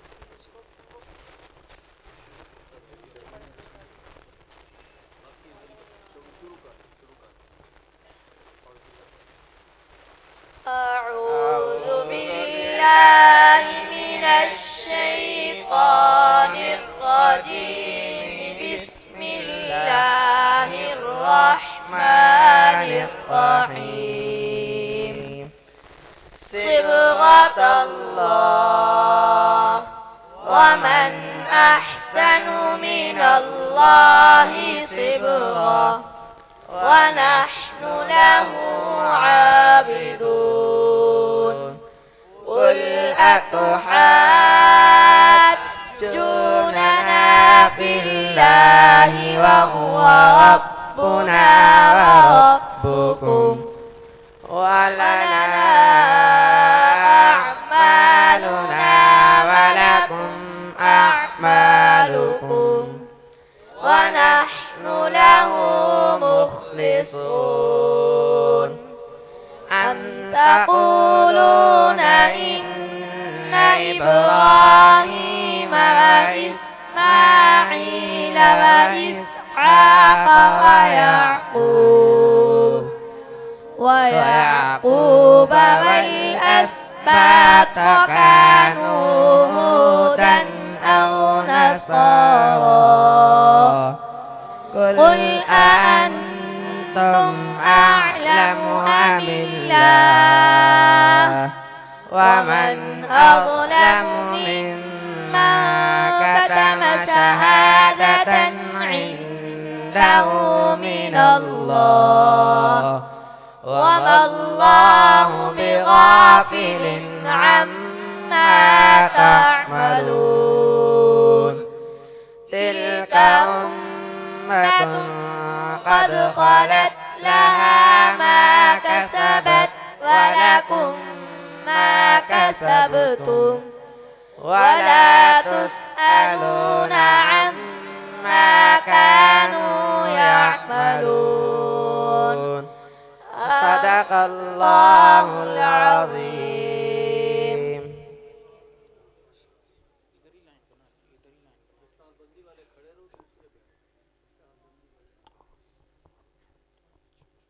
سب سے پہلے دستار بندی والے جو طلباء ہیں ان کو پیچھے کر لیں. حافظ عثمان بن محمد عمران، یہ اس سال وفاق کا امتحان دے رہے ہیں یہ طلباء. حافظ عثمان بن محمد عمران، حافظ رمضان بن عبد الغفور.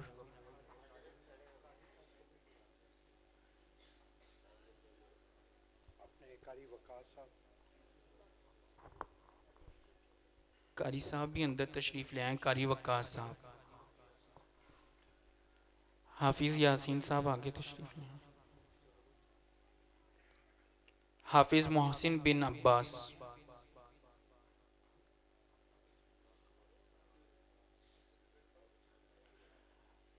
وہ طلباء جن کا قرآن کریم مکمل ہو رہا ہے قرآن پاک بھی دے.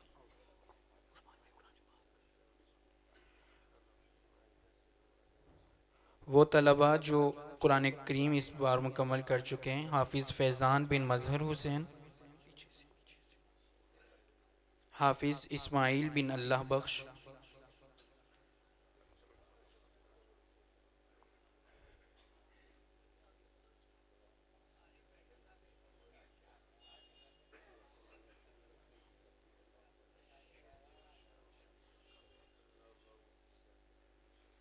حافظ عبد الرحمن بن محمد وسیم،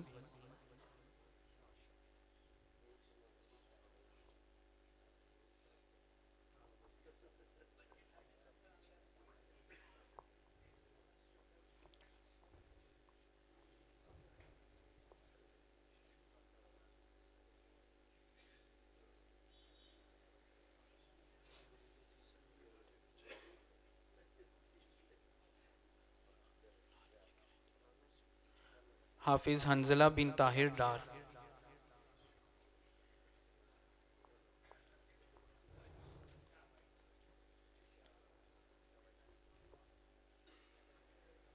حافظ حنیف بن حفیظ اللہ،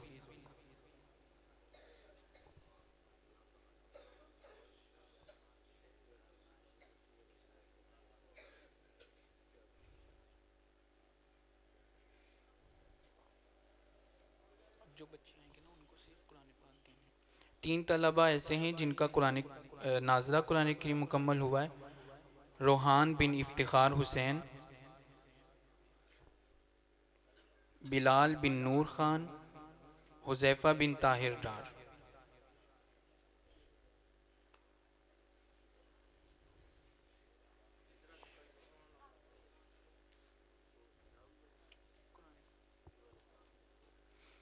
چار طلبہ ایسے ہیں جنہوں نے گزشتہ سال وفاق المدارس کا امتحان دیا تھا حفظ کا.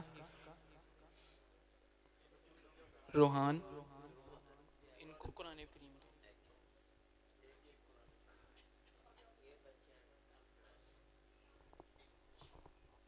یہ بچہ ہمارا پڑوسی ہے، یہ بیٹا ماشاءاللہ. تو اس نے اوپر جو ہے اس ثانی سے پڑھا ہے، ذرا یہ لاڈلا تھا. تو باقی ان بچوں نے ادھر ہی قاری صاحب کے پاس پڑھا ہے. دو ان کو بھی قرآن مجید دو.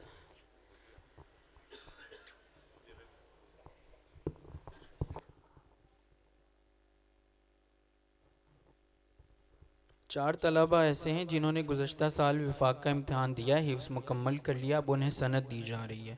حافظ شعیب بن عبد الرشید، حافظ رضوان بن عبد الغفار،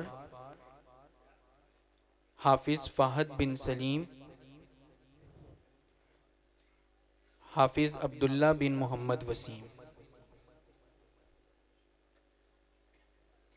یہ ماشاءاللہ کل 15 طلباء ہیں جنہوں نے اپنا قرآن کریم یا مکمل کیا ہے یا ناظرہ مکمل کیا ہے یا ان کو سند دی جا رہی ہے. 15 طلباء ہیں، طالبات بھی ہیں اوپر، ان کا اپنا الگ پروگرام ہو رہا ہے. قرآن کریم جب مکمل ہوتا ہے تو اللہ تعالیٰ دعاؤں کو قبول فرماتے ہیں.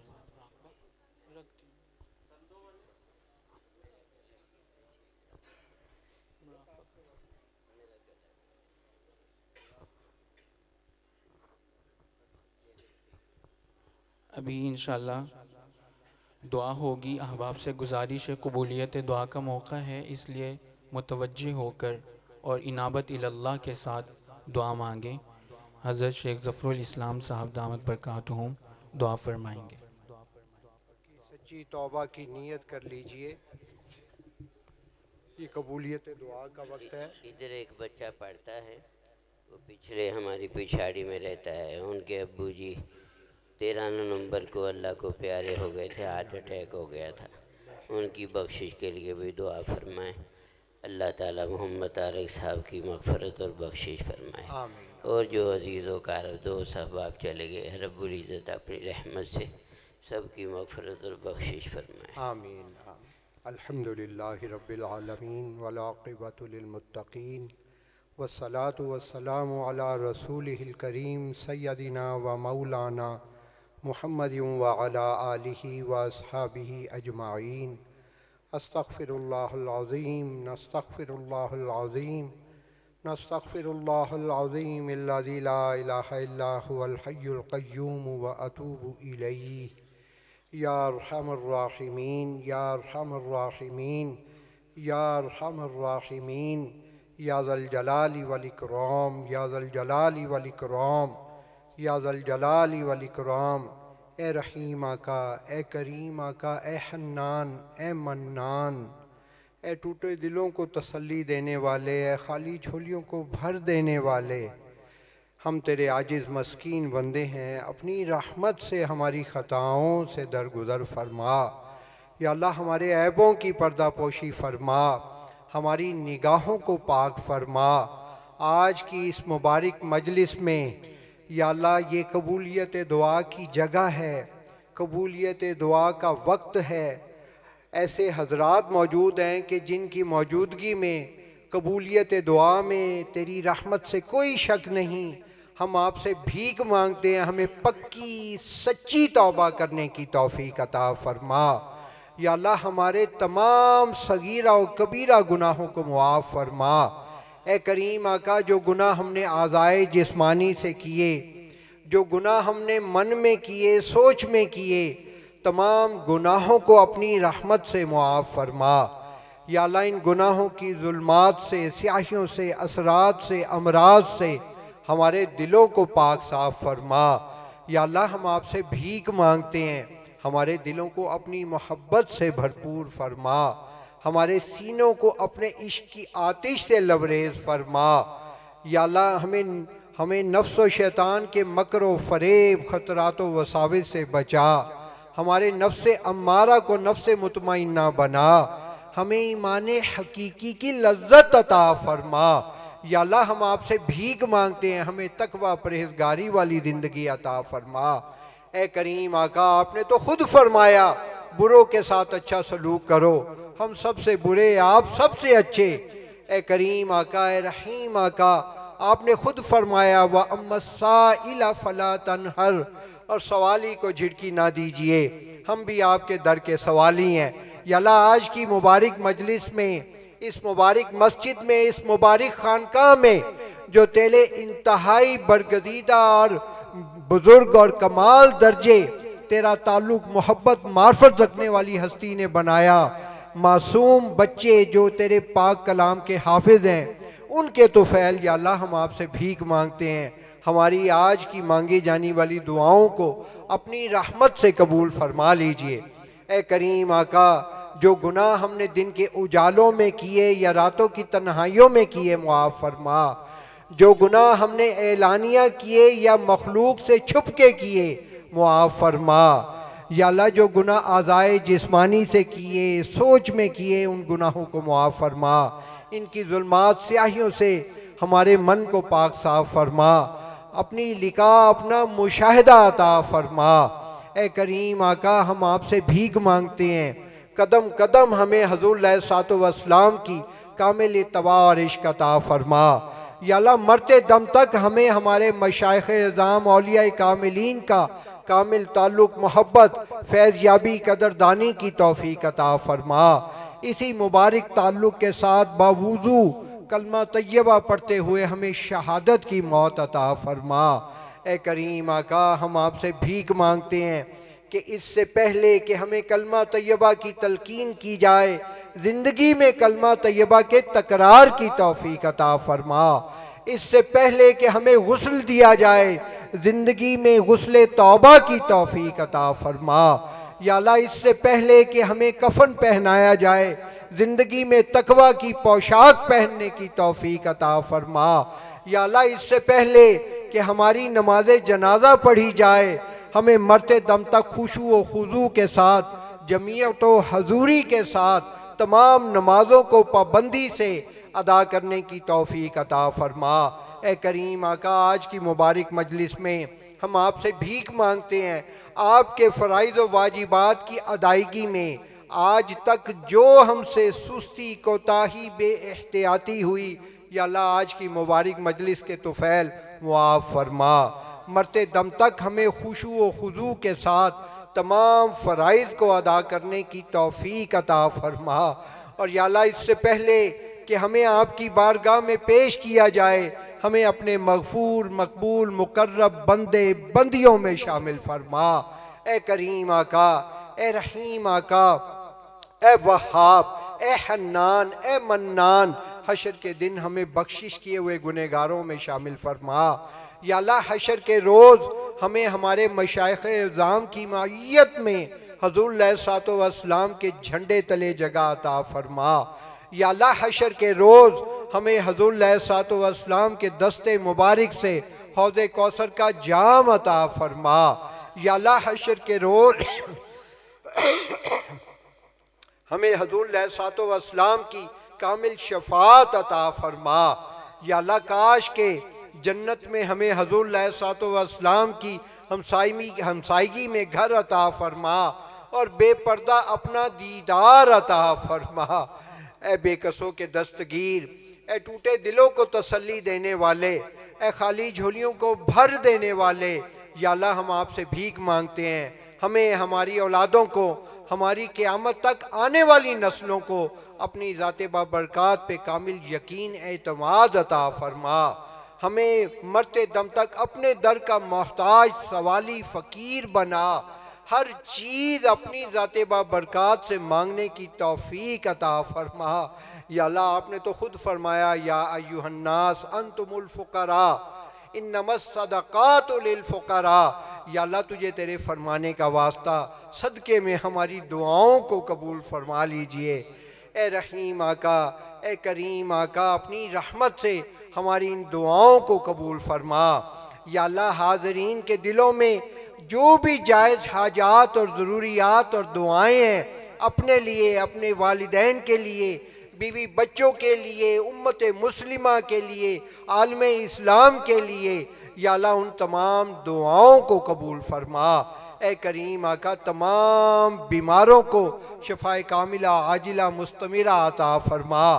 یا اللہ ہمارے حضرت جی دائم برکاتہم اور جو مشائخ اعظام، اولیاء کاملین، علماء کرام، صلحاء اعظام ہیں، یا اللہ سب کو صحت کاملہ عاجلہ مستمرہ عطا فرما۔ ان سب حضرات کا سایہ عرصہ دراز ہم پہ قائم و دائم فرما۔ اے کریم آقا، ہم آپ سے بھیک مانگتے ہیں، اپنی رحمت سے ہماری ان دعاؤں کو قبول فرما۔ یا اللہ جو بے روزگار ہیں انہیں حلال روزگار عطا فرما، جو روزگار والے ہیں ان کے روزگار میں برکت والی کثرت عطا فرما۔ اے کریم آقا، جو بے اولاد ہیں انہیں نیک صالح اولاد نرینہ عطا فرما، جو اولادوں والے ہیں ان کو اولادوں کی دکھوں، غموں، پریشانیوں سے محفوظ فرما۔ اے کریم آقا، ہماری اولادوں کی اور قیامت تک ہماری آنے والی نسلوں کی ایمان، جان، مال، عزت و آبرو کی حفاظت فرما۔ یا اللہ ہماری اولادوں کو برے دوستوں سے محفوظ فرما، برے کاموں سے محفوظ فرما، بری عادتوں سے محفوظ فرما۔ ہماری اولادوں کو ہماری آنکھوں کی ٹھنڈک بنا، ہماری اولادوں کو ہمارے لیے صدقہ جاریہ بنا، ہماری اولادوں کو ہمارے لیے توشہ آخرت بنا۔ اے کریم آقا، اپنی رحمت سے، اپنے کرم سے ہماری ان دعاؤں کو قبول فرما۔ اے کریم آقا، ہمارے والدین، بہن، بھائی، اعزاء، اقارب جو انتقال کر چکے، حضرت مولانا خلیل الرحمن انوری صاحب دامت برکاتہم نے جن صاحب کے بارے میں فرمایا حال ہی میں انتقال ہوا، اے کریم آقا اپنی رحمت سے ان کی بھی بخشش فرما۔ یا اللہ اپنی رحمت سے جن کی بخشش فرما دی انہیں اپنے قرب کے اعلیٰ درجات عطا فرما، انہیں اعلیٰ علیین میں جگہ عطا فرما۔ یا اللہ جن کی بخشش نہیں ہوئی لیکن ایمان کا نور رکھتے ہیں، مسلمان ہیں، یا اللہ ان کے ساتھ مہربانی کا معاملہ فرما، شفقت کا معاملہ فرما، درگزر کا معاملہ فرما، ان کی بھی بخشش فرما۔ اور یا اللہ ہمیں بھی آخرت کی تیاری کرنے کی توفیق عطا فرما۔ یا اللہ جن کے بچے بچیاں جوان ہیں ان کے مستقبل کو روشن فرما، ان کے اولیاء کو ان کے لیے اچھے فیصلے کرنے کی توفیق عطا فرما، ان کے لیے اچھے رشتوں کا انتظام فرما۔ یا اللہ جو اپنے گھروں کے ہو چکے انہیں محبت والی، مودت والی، الفت والی، ایسی خوشگوار، پر اطمینان، نیکی، تقوی، پرہیزگاری والی، ایک دوسرے کا احساس کرنے والی ازدواجی زندگی گزارنے کی توفیق عطا فرما، جیسی حضور نبی اکرم صلی اللہ علیہ وسلم نے فرمائی اور جیسی ازدواجی انہوں نے گزاری، تمام شادی شدہ جوڑوں کو ایسی زندگی گزارنے کی توفیق عطا فرما۔ اے کریم آقا، تو رحیم ہے، تو کریم ہے۔ یا اللہ آپ کو تو اپنے بندوں سے 70 ماؤں سے بھی زیادہ پیار ہے۔ یا اللہ اپنی رحمت سے ہماری توبہ کو قبول فرما، ہماری دعاؤں کو قبول فرما۔ یا اللہ جہاں تک آواز پہنچ رہی ہے، یا اللہ ان سب سننے والوں کی بھی دل کی تمام جائز حاجات، ضروریات اور دعاؤں کو قبول فرما۔ اے کریم آقا، اس خانقاہ کو، اس مدرسے کو دن دگنی رات چوگنی ترقی عطا فرما۔ یا اللہ حضرت مولانا خلیل الرحمن انوری صاحب دامت برکاتہم العالی، یا اللہ ان کا سایہ عرصہ دراز قائم و دائم فرما۔ یا اللہ ان کی اولاد امجد کو اور قیامت تک ان کی نسلوں کو دین کی اور سلسلے کی اشاعت و ترویج کے لیے قبول فرما۔ اے کریم آقا، ہم آپ کی رحمت کرم توفیق سے جو حضرات مشائخ اعظام، جو علماء کرام، صلحاء اعظام اور محبین اور تعلق رکھنے والے اس ادارے سے تشریف لائے، یا اللہ ان سب کو اپنے نیک صالح مقرب بندے بندیوں میں شامل فرما، ان کی تمام جائز حاجت روائی فرما، مشکل کشائی فرما، روحانی، جسمانی، مالی تکلیفیں، پریشانیاں، بیماریاں دور فرما، ایمان، جان، مال، عزت و آبرو کی حفاظت فرما، برا چاہنے والوں کی برائی سے بچا، حاسدوں کے حسد سے بچا، شر پسندوں کے شر سے بچا، جادو ٹونا اوپرے اثرات سے حفاظت فرما، دوستی کے رنگ میں دشمنی کرنے والوں سے محفوظ فرما۔ اے کریم آقا، ہم آپ سے بھیک مانگتے ہیں، ہم فلسطین کے تمام مسلمانوں، مردوں، عورتوں، بچوں کی حفاظت فرما، بیت المقدس کو ان ملعون یہودیوں سے نجات عطا فرما، مسجد اقصی کو شہید ہونے سے محفوظ فرما، یا اللہ حرمین شریفین کی حفاظت فرما، ہمارے ملک پاکستان کی حفاظت فرما، یا اللہ ہمارے ملک کے جو بدخواہ، جو غدار، جو بددیانت ہیں، وہ داخلی ہیں، خارجی ہیں، اندرونی ہیں، بیرونی ہیں، یا اللہ ان کے شر سے محفوظ فرما، انہیں ہدایت عطا فرما، جن کے نصیب میں ہدایت نہیں انہیں چن چن کے دفع دور فرما، انہیں صفحہ ہستی سے مٹا، زندہ لوگوں کے لیے عبرت کا باعث بنا۔ اے کریم آقا، وہ آنکھیں، وہ ہاتھ، وہ پیر جو کسی کی جان، مال، عزت و آبرو کی طرف بڑھیں، انہیں ہدایت عطا فرما، جن کے نصیب میں ہدایت نہیں ان کا انجام المناک، عبرت ناک بنا، زندہ لوگوں کے لیے عبرت کا باعث بنا۔ اے رحیم آقا، اے کریم آقا، اپنی رحمت سے ہماری ان دعاؤں کو قبول فرما۔ یا اللہ، جن مردوں عورتوں نے دعاؤں کے لیے کہا یا کہنا چاہتے تھے نہ کہہ سکے، یا جن کے ہم پہ حقوق ہیں، جن کے نام یاد ہیں یا بھول گئے، ان سب کو ان تمام دعاؤں میں شامل فرما۔ یا اللہ، آج کی مبارک مجلس میں ہم آپ سے بھیک مانگتے ہیں، آپ کے حقوق کی ادائیگی میں آج تک ہم سے جو سستی، کوتاہی، بے احتیاطی ہوئی، یا اللہ اپنی رحمت سے معاف فرما۔ ہمارا آخری سانس نکلنے تک ظاہری باطنی طور پہ ہمیں شریعت و سنت پہ استقامت عطا فرما، اور یا اللہ حقوق العباد میں ہم سے جو زیادتی اور ظلم اور جو دوسروں کے ساتھ بد اخلاقی ہوئی ان سے معافی مانگنے کی توفیق عطا فرما، جن سے معافی نہیں مانگ سکتے یا جو گزر چکے ہیں ان کے لیے صدقہ جاریہ بننے کی، صدقہ خیرات کرنے کی توفیق عطا فرما۔ اے کریم آقا، اپنی رحمت سے ہماری ان تمام دعاؤں کو قبول فرما۔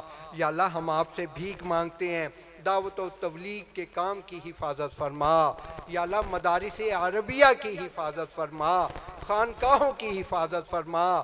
یا اللہ، پوری دنیا میں جہاں بھی مسلمان دین کے جس شعبے میں نیک نیتی کے ساتھ، خلوص کے ساتھ، تقوی پرہیزگاری کے ساتھ کام کر رہے ہیں، یا اللہ انہیں دن دگنی رات چوگنی ترقی عطا فرما، اپنی بارگاہ میں قبولیت عطا فرما، اور یا اللہ اسلام اور مسلمانوں کے دشمنوں کو ان کے ناپاک عزائم، ان کے ارادے، ان میں ناکام و نامراد فرما، جن کے نصیب میں ہدایت نہیں انہیں ذلیل و خوار فرما۔ یا اللہ، اپنی رحمت سے ہماری ان دعاؤں کو قبول فرما۔ اے کریم آقا، ہم حضرت مولانا حبیب اللہ صاحب دامت برکاتہم جو ہمارے معاد الفقیر کے شیخ الحدیث ہیں، ان کے ممنون ہیں کہ انہوں نے طبیعت کی خرابی کے باوجود وہ تشریف لائے۔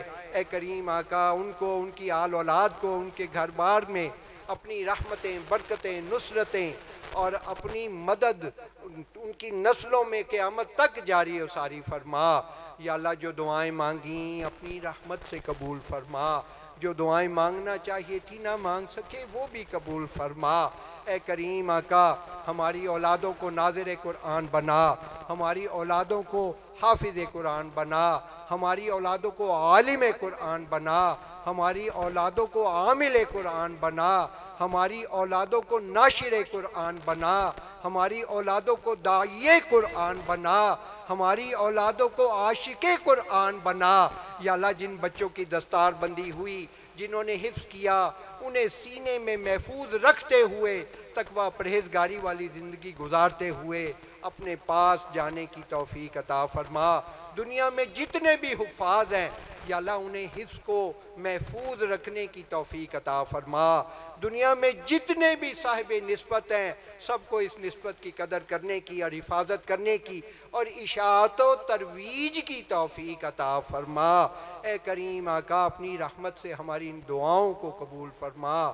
اللہم انا نسألک بأنک انت اللہ لا الہ الا انت الاحد الصمد الذی لم یلد ولم یولد ولم یکن لہ کفوا احد۔ جزا اللہ عنا محمدا صلی اللہ علیہ وسلم ما هو اہلہ۔